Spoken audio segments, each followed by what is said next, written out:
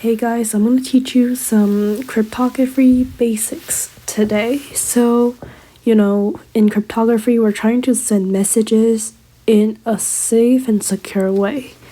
And a message can say anything from hi to things like the password is something. It could be a series of numbers or letters or a combination of both. So in cryptography, since we're using math and manipulation to send those messages, we can't really include letters in our work. So that means we're going to have to convert every single message to a number. And the way we're going to do that is we'll just write every single letter in a series, E, F, G, H, I, J, K, L, M, N, O, P, Q, R, S, T, U, V, W, X, Y, Z. Wow, I'm surprised I can fit all of them in one line. That never happened before. On a paper, it's even harder. So A, we're going to name it 0, and 1, 2, 3, 4, and so on. So in the end, you're going to have letters numbered 0 to 25, since we have 26 letters. 7, 8, 9, 10, 11, 12, 13, 14, 15, 16, 17, 18 is to S, 19, 20, 21, 22, 23, 24, 25. So each letter is corresponded with a number. And the equation we're going to use to convert things from ciphertext, which is basically the text that you've encrypted, and that can look like, let's say, JK, and that will lead you to HI, and HI is the plain text, or the text that we can read. It's plain and we know what it means. This is encrypted, that's encrypted, and HI is decrypted. Okay, so the equation looks something like this. C is congruent to aP plus b, and then we're going to mod a prime.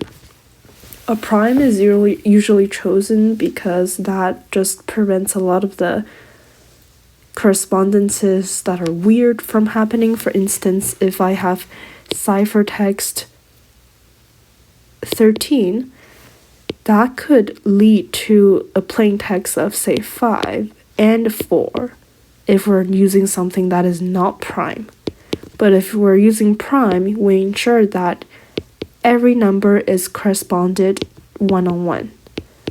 So no repeats and no mix and match, just everything is clearer and more exact. So with this equation, this congruent sign just means that the remainder after divided by p is something. So for instance, we might have C is congruent to two constants. A could be, say, 7, P plus, and B should be 3, and we mod that to 5. And A, B, and P are very specific too, in a way that they should all be coprimes.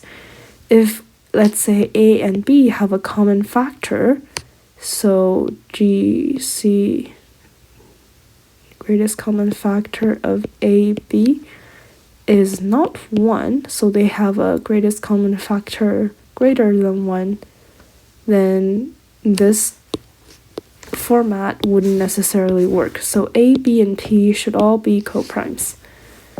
So if we have ciphertext, say 7, 8, 21, we want to decode that.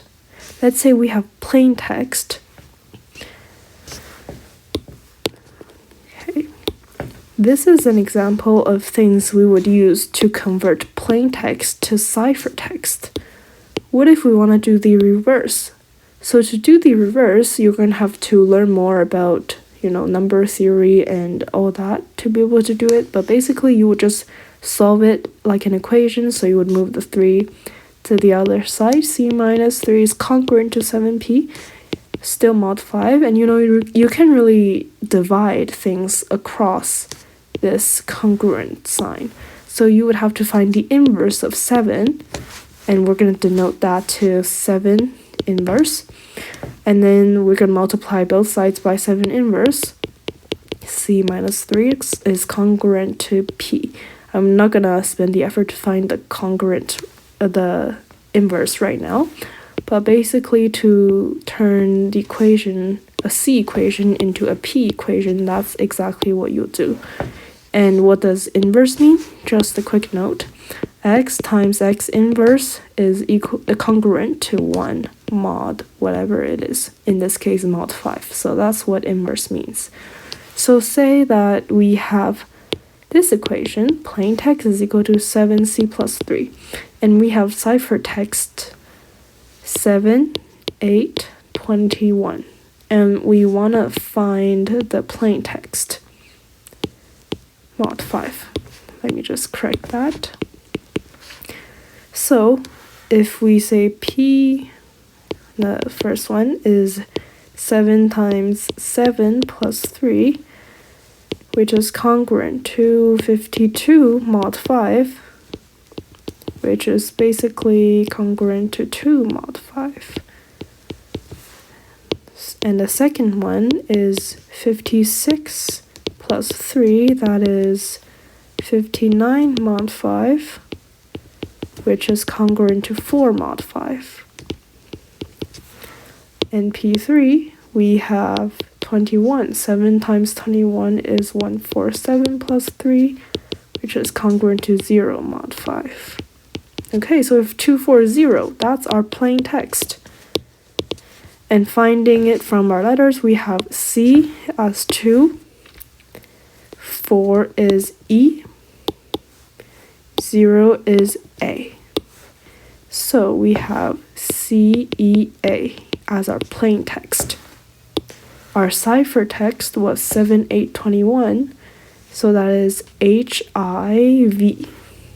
Okay, that was a coincidence. But basically, we deciphered the ciphertext. Isn't that so cool?